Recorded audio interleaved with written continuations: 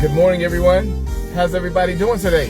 This is a great opportunity. Here we are again on another Monday Mental Real Estate.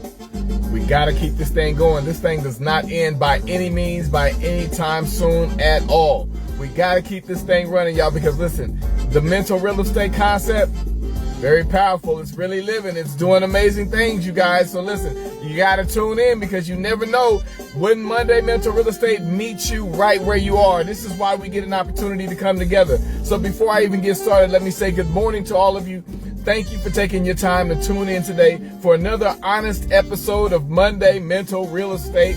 And listen, it's a great day. But before I even get going, let me ask you the question. How was your weekend? Did you spend time with somebody that you love? Did you spend time with somebody that loved you back? Did you get an opportunity to learn and grow from somebody that was more just enlightening, just to give you something to help and hold on to the things and the core values that you possess? And how do you develop those things? How do you move forward with what it takes every single day? Monday Mental Real Estate, helping you understand your perspective of thought, understanding what? The positive and negative contributors to your mindset. And what does that mean for you? Absolutely everything. So today is no different as we get a chance to come together and share some time together, some information together. These are the things that's going to help you grow in the world, in the mind of your mental real estate. So today, without further ado, let me get right into this because you know what? We got some things to cover today. Monday Mental Real Estate. I got some things to share because you know why I love this thing, because we get a chance to talk about many perspectives of life. And today I absolutely love childhood. What was it about childhood that was so intriguing? But let me give you guys a few things today just to get this day started. I can remember when we were kids. Now listen to this. I can remember when we were kids, we all grew up in this community, okay? In this community, we would call it my auntie's house because my auntie seemed to be the community. She housed everybody in the family, everybody's children, everybody's cousins, neighborhood kids from down the street. We would all congregate over to auntie's house. Now, auntie had a specific home that didn't take a lot to fill this house up. It was not a very big home. I think it might have had 3 bedrooms, and back then 3 bedrooms was pretty small in the 80s, if you know what I'm saying. Now, here's what I love about that is that she always had a very strict set of rules. Very, very strict. Now, I wouldn't even understand why people would want to always go hang out at auntie's house. It just seemed to be the gathering spot. But you knew when you came into this house, there was always a certain set of rules and a standard and code of conduct that you had to have. So you know what? As kids, you know what? We were always still being kids, even though we knew the code of conduct and you knew the discipline that was coming when you got caught. You still wanted to be a child and do things that kids did. So here's what's crazy. I had a dare cousin, okay? I had a dare cousin. That means I had a cousin that would do anything you dared him to do. If you dared him to do it, he would do it. Listen, I dared him. I'm going to tell you the truth now because it's going to get crazy. I dared him one time. He said, dare me to break your foot. Now I'm laying around and he grabs me by my foot and I'm saying, man, what are you doing? He said, say I won't break your foot. I said, boy, you won't. And as soon as I said that, he took my foot and went just like this, man, and flipped my body upside down. I said, man, are you crazy? Are you crazy? He literally tried to break my foot, but no, that ain't it. We going there today. Because I can remember there was a heavy rainstorm. We just came out of one. Very heavy rainstorm. And I drove past that house just this past weekend. I drove past the same house. Believe it or not, it's still standing. And when I drove past that house, so many memories flooded past me. And I can remember the ditch that was outside the house. It had rained so much that the ditch was full of water. Now, I told you about this dare cousin, right? Now, the cousin... I'm talking to my cousin and he's talking to us and we're being silly. It's raining outside. Auntie's not in the house because we did everything when Auntie wasn't at home because you knew you was going to pay the price for it if she was there and you did something so foolish. So he says, dare me to go outside and take a swim in that ditch. Now, mind you, the ditch was only maybe about 2.5 to 3 feet tall. That's pushing it. So we dared him. Yeah, you won't go do it. So what does he do? He goes outside in his underwear and he dives in the ditch, which is along the side of the road, right in front of the house, and he starts attempting to swim in the ditch, right? But he ain't going nowhere, so he gets up and he comes back in. But no, that ain't the killer. The killer is that when he comes back in the house, he's got like 1,000 grass cuts all across his chest. Okay, so he's got all these grass cuts that look like a bunch of razor blades had tore him to shreds because he's trying to be funny and dive in a ditch and go swimming because there's grass growing through the ditch as well, guys. Oh my gosh, no, that ain't it. Stay with me, guys, because I'm trying to help somebody today. It's that the fact that, listen, we're playing in the backyard. I'm giving you these illustrations for a reason. Monday mental real estate, y'all. We're playing in the backyard, and there used to be a neighbor beside the house that used to annoy us all the time. He was much younger, but he used to annoy everyone. Now, why would he annoy everybody? He's just younger than us, but he always wanted to play with us, and we had this way of always climbing up a tree that was on the side of the house and getting on the roof. Of course, Auntie wasn't there. So we would climb up this tree, and we would get on the roof. At times, we would play that way. So this kid was always annoying. He was a next door neighbor. I can't use any names because I don't want him to end up watching this. But at the same time, we were so my cousins were so volatile. They would always do something. Okay, I'm not going to act like I wasn't a part of that because I was there a lot of times, was watching. Sometimes I partake, sometimes. But this particular time I didn't. But check this out. So he comes back around. Now, we had already been playing up and down the tree, up around the house. We're on the side of the house. He comes out and he says, I want to play with you guys. He says, okay. So check this out. My two cousins decide that they're going to play this game with him. They're going to basically play, like he said, we're going to jump rope. If you ever seen a human jump rope, you know what happens when someone grabs your two hands and somebody else grabs your 2 feet. Then they kind of swing you around and they swing you around and then they kind of make the human jump rope, right? So you guys understand that concept. So check this out. So they tell me because he was getting on our nerves. So they said, come on, let's play the human jump rope. So my two cousins, one of them grabbed his hands, the other one grabbed his feet, and they're swinging him.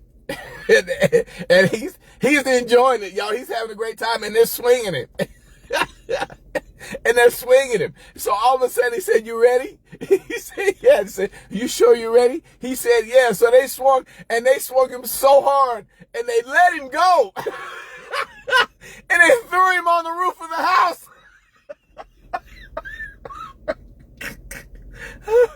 Oh my gosh, I can't.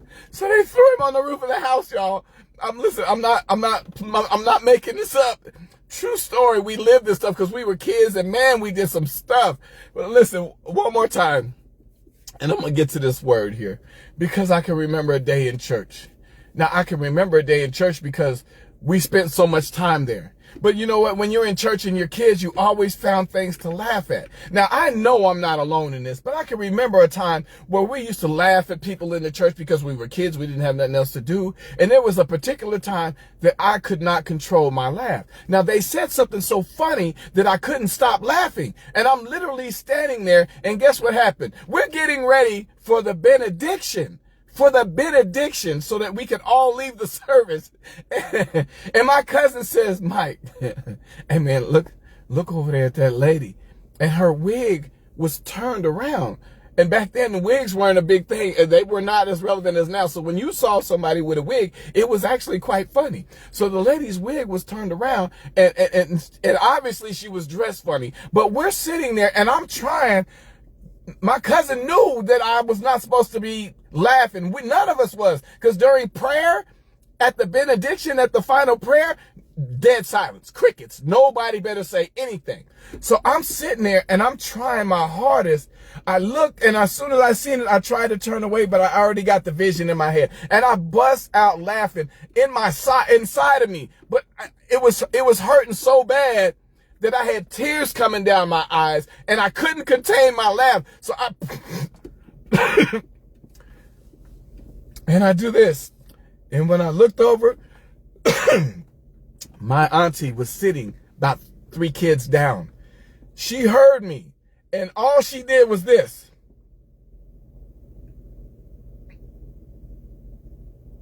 And she turned back around. And I looked at her and I saw that she saw me, y'all. And I said, oh my God, I'm about to be in trouble. Because Auntie didn't play. Now, let's move on. After service, we get out of service. We go back to the house. And I'm in there, like I said, I bust out laughing. I'm trying not to laugh. I'm holding it so bad that tears are rolling down my face. And then when I finally crack up, Auntie sees me and it appears I'm rolling because I got tears in my face and I bust out laughing during the prayer of the benediction. Now we get to the house and guess when my cousin comes in, my female cousin, who was always the one who told on everybody, didn't hold water for nothing. She went and said, well, who was this and this? And she walks in the room and says, Mikey, because that was my name back then, don't try it now. She says, Mikey, mama wants you. I said, oh. Soon as I said that, as soon as she said that, all the boys looked at me, all my cousins, my brother, they looked at me like, man, I don't know what to tell you, man, because you already know when you get the call, that's called for roll call. And if that means you get on the roll call, guess what happens? Auntie had this huge cutting board that had about 50 holes in it. I'm not lying to you. Auntie had a cutting board, y'all, not a belt. That would be a casual thing if you had a belt, or a switch was even pretty, but when she pulled that cutting board out, and it was about this thick, and it was about this tall, and it had about 50 holes in it, you knew every SWAT was going to be disciplined, right? Okay, so she calls me in, I go in there, and I see the chair in the middle of the floor. She said, I saw you, and you know what you did. Come on, let's get this over with. Now I'm bawling, I'm crying, oh, please, Auntie, please don't. I ain't going to tell y'all no more than that. We going to move on, guys, because this is Monday Mental Real Estate. Now, here's the thing. The question for today is, listen, have you ever been in a position where something has been so funny to you that it was very hard to contain it? Now, that was one of the questions I was wondering about, is because why is it so hard to contain a laugh when you're in a position that you're not supposed to be laughing? Have you ever been in that position? I'm talking about, it almost hurts so bad because it's so funny and you cannot laugh. You've been in that position. If you haven't, listen to me, keep living, because I want to help somebody today. Talking about holding a laugh, that is probably one of the hardest things that anybody could ever do. But let me enlighten you, because I found some things. And I want to help you understand when it comes to that laugh that you share, how you crack up for no reason, but yet still at times when you know you're not supposed to be laughing. And man, it is the funniest thing ever. And you know what makes it so funny is you can't let it out. So I asked the question, why is holding a laugh so difficult? Why is it so difficult to hold a laugh? Has anybody ever wondered that? Listen to this. Holding a laugh is difficult because laughter is largely an involuntary reflex. Did y'all know that? Laughter is an involuntary reflex driven by a battle in the brain. It's a battle in the brain. Why? Because listen, your emotional center triggers the urge. That means inside, once you believe you're supposed to be laughing, it's so funny, it's hard to let it go. It triggers the urge while the conscious brain attempts to suppress it. This is why you laugh a lot. You trying to laugh, but you know you ain't supposed to, and you attempt to hold it. And man, it seems like the funniest thing ever, but not understanding that the conscious brain is attempting to suppress your ability to laugh. Now listen, the harder you try to stop it, the more you fixate on the thought. And the more you fixate on the thought that's making you crack up, often making the urge even stronger. It often makes it even stronger. But listen, that ain't it. Mental real estate, helping you understand how the laughter affects your mind. Now, why does the laughter affect your mind? Because it triggers you, causes you to have these emotions. Next thing you know, boom, the emotions spill out. But I think it's a little deeper than that when we're talking about the mind and how laughter affects your mind. Listen to this, y'all. Because listen, if you ever wonder and you understand, before I even get into this, listen to this. When you ever understand what laughter does, go to the family. If you have a family that loves to be around each other, they love to laugh, then you're going to find a lot of what? Longevity. Longevity in the family builds a lot of communication, but also builds a lot of unity, and you have a lot of laughter. Now, I just came from a family function with my brother here who just celebrated 33-year anniversary with his wife. Congratulations to my brother, y'all. If you love it and you hear what I'm saying, just type happy anniversary in the feed and we'll move on. But what I'm saying is this. Our family comes together and it's as if we've never lost a day. We get a chance to love and laugh. Love and laugh. And with those two things right there, you create longevity in the family. Now, how does laughter affect the mind? Listen to this. Laughter acts as natural medicine for the brain by instantly triggering the release of feel-good neurotransmitters like epinephrine, dopamine, and serotonin.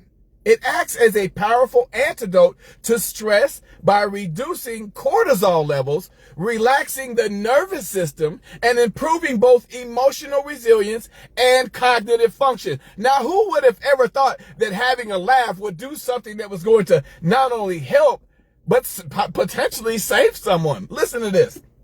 The neurological effects of laughter impact the mental state in several distinct ways. Listen to this, y'all. 1, chemistry booster. Laughter triggers the mesolimbic reward system, flooding the brain with endorphins, which relieve pain and promote euphoria. Oh my gosh. Dopamine, which elevates pleasure, and serotonin, which stabilizes the mood. All this, we're talking about laughter. Listen, stress reduction. Hearty laughter fires up and then cools down your body's stress response. It lowers levels of stress hormones like cortisol, epinephrine, and adrenaline, which helps disarm anxiety and soothe nervous tensions. Now, here's another one. Cognitive sharpness. By increasing oxygen-rich blood flow to the brain, laughter clears out brain fog. Did you? He said laughter clears out brain fog. Now, why is that? Listen here. Activates and prefrontal cortex and enhances working memory. The brain sees this as a mental workout that improves problem solving and creativity. Now, this is crazy because I want to help some people today. Emotional resilience. Now, we're talking about laughter. What does laughter really mean for you? We're talking about emotional resilience. Humor creates psychological distance from a threat or challenge. Psychological distance from a threat or challenge. Have you ever been in that position where it seems like you're in a situation that things could get pretty serious? And there can be one moment or one opportunity that allows you an opportunity to release laughter. Now, here's some more things. I'm going to get back to that. It forces your mind to step back from distressing emotions like anger, as I just said, fear, or sadness, allowing you to see problems from a new perspective. And that's what I love right there, the perspective. Listen, social bonding. And I'm gonna wrap this up. Laughter is highly contagious and acts as a fundamental human connection tool. Shared laughter releases oxytocin, which builds trust, deepens social bonds, and increases feelings of safety and intimacy. Now, what I like about laughter is they say that laughter is good for the soul, don't they? But how often do we actually utilize the laughter that's for our soul? Now, here's what I'm saying about laughter is what I love about laughter is because sometimes we get a chance to laugh so much. And this is what I love about family, because when we get the chance to laugh so much, you're usually around people that you care about or that you love. But listen, there's a time when laughter serves its own purpose. Now, as they said before, now as I just got done telling you about all these funny things about my cousin doing so many things, because that dude was a dare cousin. He did everything you dared him to do. But also, you heard me tell you about the story of being in church, and I was busting out laughing, and I was not supposed to be laughing. And I had to pay a penalty for that. And I had to pay the price for that. And it was not a joke, and it was not a game, because I was always taught that there is a time and a place for everything. But in the time and in the place for everything, where are you standing in that time. Because in that time and in that place, laughter is good. Now, what I love about it is that it showed so many healing elements to just laughing. It said it reduces stress, it reduces anxiety, it helps with pain, it really helps, it really rounds out the mentality of an individual, an opportunity to use both sides of your brain by laughing. Now, what is it about laughter? That as I continue to live this life and understand what it means, that's funny because laughter, now let me say this because a lot of times laughter is always good and it is very prosperous and it's very healthy until one time. Now let me give you an illustration. I seen a video once of an individual at the pulpit that was speaking. Now, as this individual came to the pulpit to speak, they got into their word, they opened their book, and they proceeded to start to speak the word, and they got excited. Now, listen to this. Because as they got excited, they began to speak more, and as they spoke more, their bodies began to change a little bit more, and their words became a little bit more intense. And as their words became intense, they decided they was going to say something special that they wanted to say out of their mouth. And when they went to open their mouth, their teeth spit across the pulpit. They lost their teeth. Boom. They said a T or an S or a P, and they were gone. Now listen to this. I lost it. I couldn't contain myself. I lost it. I couldn't hold it in. But the thing about that is that when that happened, I bust out laughing. But let's say, for instance, that those were your teeth. Let's say, for instance, those were your teeth that spit across the pulpit. You were the one bringing the message, and yet and still, even in the midst of trying to inspire people and trying to give the word and trying to do what you had to do and spiritually make that connection with people, but not just from the pulpit, just in life in general. But let's say as the example that now that it was funny because it was somebody else, but what happens when those are your teeth flying across the pulpit? And you know what, how many times I have to catch myself? Because of a time and a place for everything.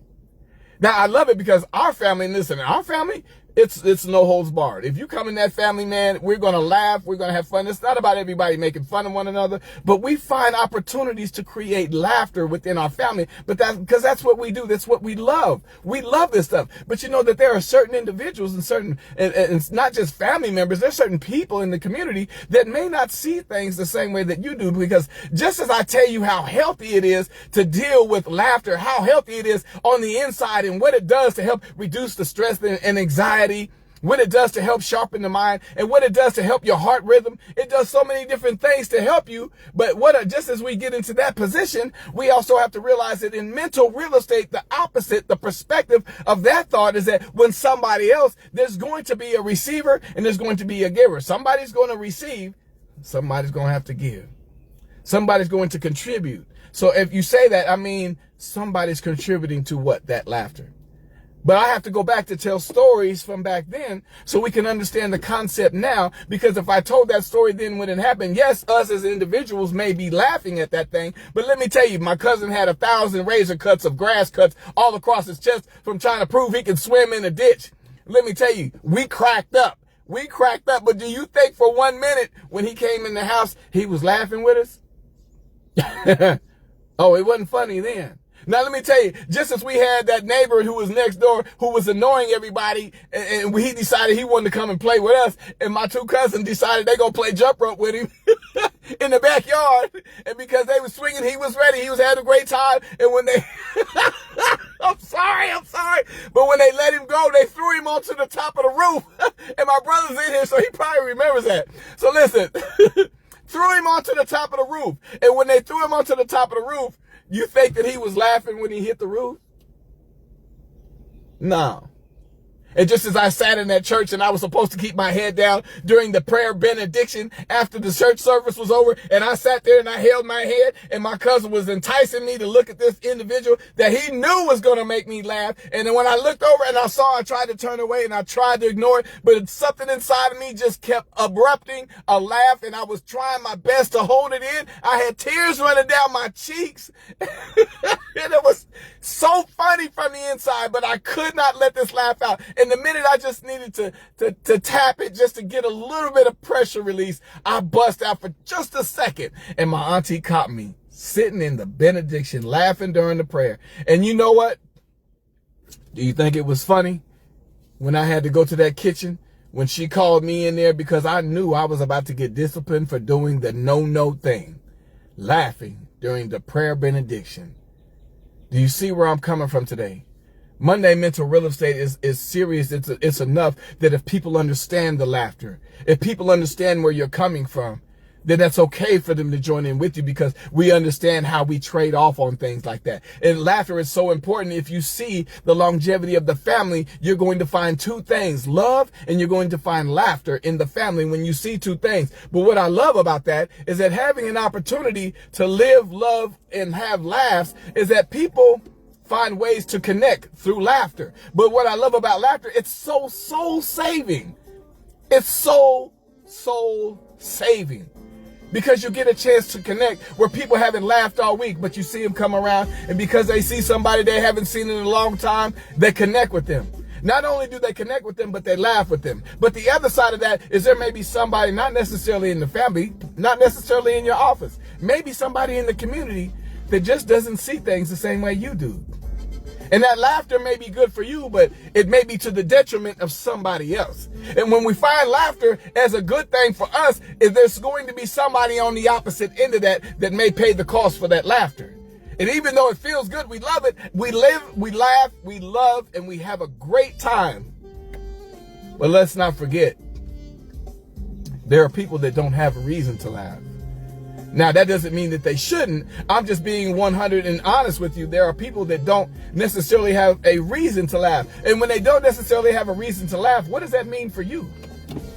Does that mean you're supposed to be the court jester? You're supposed to be the one to make them spark and have them laugh? No, it doesn't mean that. It just means that there's a different level of sensitivity. So as I said to you before, there is a time and a place for everything. And if laughter plays a key role in your life, if it plays a key role in your family, if it plays a key role in your daily activities, don't lose that. Because the laughter is what keeps you young. The invigorous, listen, the laughter, as I just read to you all of these definitions, the laughter will keep you young. I'm not telling you it's going to erase the aging process, because we're all going to go through it. But listen, isn't it a little bit different to laugh than to be angry? Isn't it something how you can see the face of somebody who's angry anywhere in this place, and you know something's not right? But when you see happiness, it glows. When you see happiness, it glows. When you hear laughter, it's contagious. When you hear laughter, it's intriguing. You want to know, you want to understand, tell me what y'all laughing about. Have you ever said that? But the mental real estate concept of the laughter is that knowing, even though we have the ability to continue to laugh with our loved ones, to continue to laugh with our family, our friends, always remember, somebody may not see it the same way you do. Is that your fault? It's not your fault. Is there anything you're supposed to do about it? Not if you don't want to. But the one thing you can do is that you can be the beacon of light for somebody else. It's not just about the light that shines, it's about the light that shines in you. Let me say that again. It's not just about the light that shines, it's about the one that shines from within, that allows other people to see the Bible says, to see the goodness of the Lord. To see the goodness of the Lord from where? You ain't gonna just point to it. Hey, look, there's the goodness of the Lord right over there. What it says is the goodness of the Lord is from within. Isn't it something how you walk around people and they can attract to your energy because you have been laughing, because you have been happy, because you've been enlightened, you've been blessed, and people don't understand that because the things that you say is not so much as important as the things that you don't say. When someone can see something about you, that's because they can see something in you. When people can see something about you, that's because they can see something in you. Remember that as we move forward in this Monday Mental Real Estate, because the concept is very real and it's very much for each one of you. Laugh your head off, guys. When something's funny, I tell people, listen, don't even whip your children around me, because as many times as I got...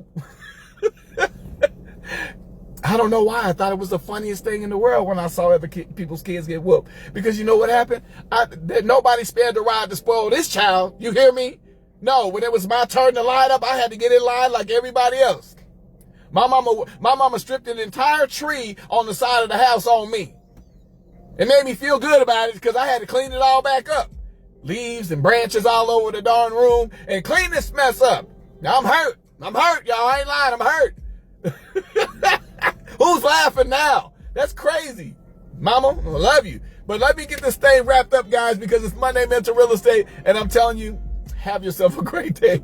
Have a blessed day. And remember, laugh a little bit. There's nothing wrong with it. Laugh a little bit. Because yesterday with my family, we all was laughing. We had something to laugh about on every front, on every level. There was nothing about the laughter that was spared when we were around our family. And if you guys have a family like mine, then you'll understand too. There's just something special about being around the family that helps you to understand how to accept one another and how laughter builds the love and love builds the laughter. Hey, listen, I'm Professor Dr. Michael Freeland, here to talk to you a little bit more on your Monday Mental Real Estate, helping you to sharpen your tools. Sharpen what it is that is inside of you that's going to help promote and make somebody else understand. Help them to understand their perspective of thought, because their perspective of thought is just as important as yours.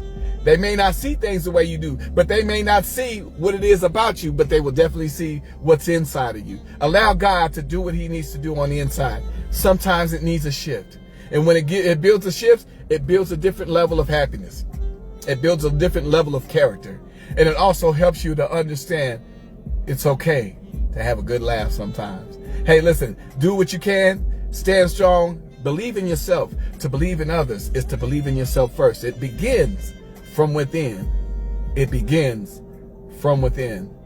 Love and laughter, allow that to be a key to your success, not just today, but every single day. And let me shout some people out as we wrap things up. Pam Harmon Porter, I love you, my sister, my family. I appreciate you. Thank you for tuning in.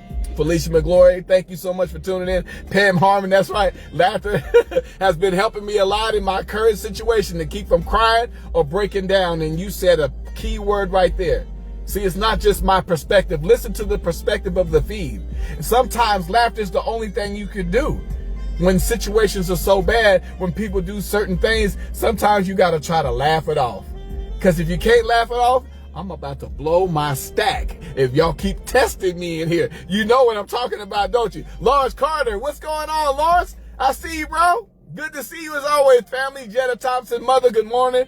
I appreciate you. It's so many things we have going on. Good stuff. Jetta Thompson, good morning to you. Love you so much. Thank you for tuning in for Monday Mental Real Estate. Rita Mendoza, auntie, what's going on? I see you as always. Continuing the great work. Loving you. Live life as always. Continue to be happy and enjoy what you have. Ronnie Tisdale, God bless you. Good morning to you. Thank you for supporting and appreciate all the love from Monday Mental Real Estate. And listen, if I missed anybody else, Johan Freeland, my brother, I hope he's still in here. God bless you. Safe travels, bro. It's been some time since I've seen with my naked eye my brother, y'all. And let me tell you, no love lost. I love my brother. And as we get older, we gonna live, when we gonna love, and every time we get a chance, we gonna laugh. That's what we do in our family. We love one another. No matter what, we love each other. And you're special. I appreciate you, bro. Safe travels back home. I'll be in touch with you guys soon. But God bless you. Thank you for bringing the word. And let me get last but not least my life's blood, the one that is my biggest supporter, as I always say, prays for me, fasts for me, corrects me, says everything the right way, even if it hurts my feelings. The love of my life, my first girlfriend, my mama. Mama, I love you. Thank you for being here. Thank you, as always, for supporting your son. You got both your boys in here. My mother is a proud mother, y'all. She only has 2 sons, and she got both of them right here, right now. Mama, continue to love, continue to bless, continue to let God elevate you as he has, and we love you so much for all that you do. Take care of yourself, mama, and I'll talk with you soon. Everyone else, have a great day and a safe week. Monday Mental Real Estate did it again. If it's funny, Get it out, y'all, because you never know what you're releasing in the midst of a good laugh. There's nothing like it, but be careful. I caution you not to destroy somebody else to elevate your laughter. Remember, bring people with you. Don't push them away. God bless you. Take care of yourselves. Have a great day. Bye-bye.